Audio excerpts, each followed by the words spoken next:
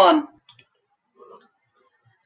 Donc l'étude des documents précédents vous a permis de comprendre que la respiration des cellules se réalisait dans les mitochondries.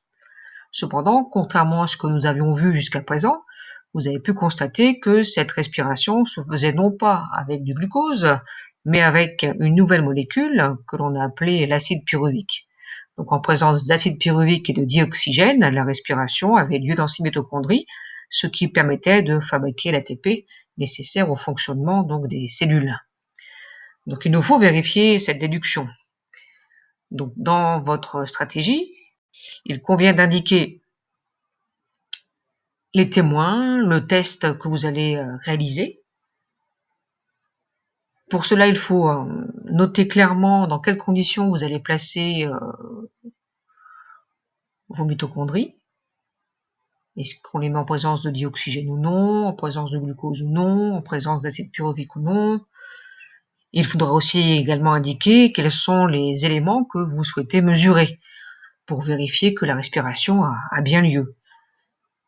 Il faudra aussi indiquer avec quels moyens de mesure vous allez pouvoir réaliser ces observations. Donc pour vous aider, vous avez ici le matériel disponible.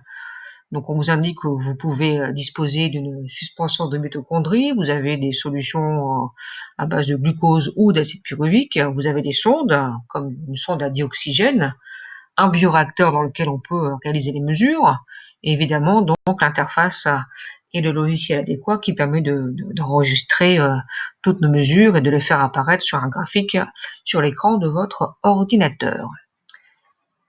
Donc pour simplifier, disons dans le tableau qui vous est fourni, donc vous avez toutes les choses auxquelles il faut penser dans votre stratégie, à savoir donc si je prends un témoin, donc quel est-il?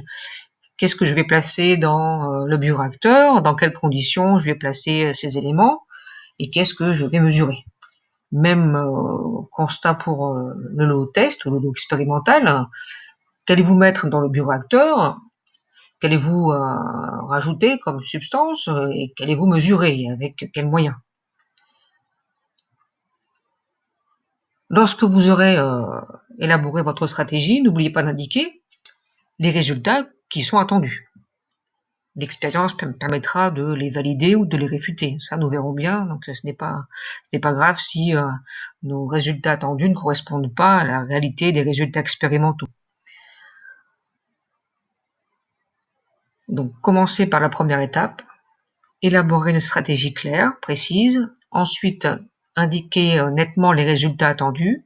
Lorsque tout ceci sera réalisé, pensez à faire valider votre stratégie par le professeur qui vous indiquera alors comment paramétrer votre logiciel et puis vous pourrez démarrer votre expérimentation.